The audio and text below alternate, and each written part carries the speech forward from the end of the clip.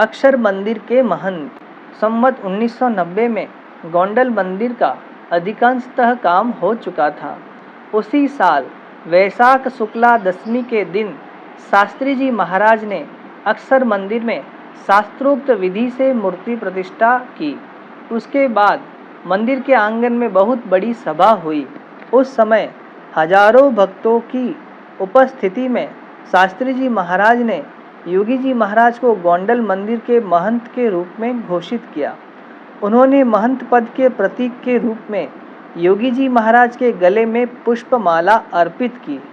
सारी सभा ने उस घोषणा को तालियां बजाकर आनंद व्यक्त करके स्वीकृति दी। योगी जी महाराज का आदर किया। अक्षर मंदिर और अक्षर देहरी योगी जी महाराज को अत्यधिक प्रिय। उसमें भी अक्षर देहरी की प्रदक्षिणा करते हुए वे कभी नहीं थकते। सुबह 3:30 बजे उठकर सर्वप्रथम वे अक्षर देहरी की सफाई करते। उसमें श्रीहरि के प्रसादिक पत्थर में कुरेदे हुए चरणाबिंदों की पूजा चंदन पुष्प आदि से करते। तत्पश्चात आरती करने के बाद वे हरि भक्तों को कथा सुनाते। देहरी में महापूजा करने का उनका नित्य क्रम। महापूजा में वे संस्था में विशेष साधु दीक्षित हो और सत्संग बढ़ो ऐसे धुन करते। बही खाते में पूरा हिसाब स्वयं लिखते। ठाकुर जी की सेवा करते एवं मेहमान हरिभक्तों की सेवा शुश्रूषा भी करते।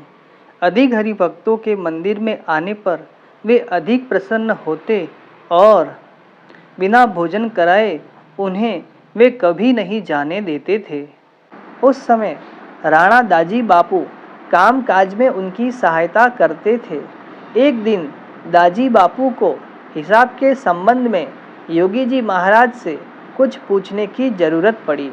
वे कोठार में गए, इधर उधर देखा, योगी जी महाराज दिखे नहीं।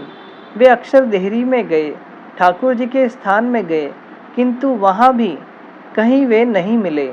सब जगह खोजते खोजते जब वे रसोई घर में पहुँचे तो देखा कि वहाँ योगी जी महाराज चुपचाप अकेले ही रसोई बना रहे थे। दाजी बापू को बड़ा आश्चर्य हुआ। इतने बड़े मंदिर में जहाँ की कई साधु संत है, वहाँ महंत जी को रसोई करते देखकर वे बोल उठे, मैं तो कब से आपको खोज रहा हूँ। आप भोजन बनाने क्यों बैठ गए हैं? भंडारी साधु कहाँ गए? योगी जी महाराज ने कहा, आज भंडारी साधु बीमार हो गए हैं। श्री जी महाराज की कृपा से आज इस सेवा का लाभ मुझे मिला है। बहुत दिनों से सोच रहा था कि मैं भोजन बनाकर थाल सजाकर ठाकुर जी को भोजन कराऊं। आज मेरी वह इच्छा पूरी हुई। ये शब्द सुनकर दाजी बापू चकित रह गए। उन्होंने पता लगाया तो मालूम हुआ कि कोई भी साधु बीमार नहीं था। आलस्य के कारण भंडारी साधु इधर उधर घूम रहे थे। साधुओं को उलाहना देते हुए वे बोले, योगी जी महाराज 24 घंटे सेवा ही करते रहते हैं, उनसे रसोई का काम भी आप लोग करवाते हैं। जाइए, भंडार रसोई में जाइए। सब साधु को सेवा में भेजकर योगी जी महाराज को अपने साथ लेकर वे कोठार में हिसाब का काम निपटाने के लिए चले गए। श्री स्वामी नारायण भगवान की जय।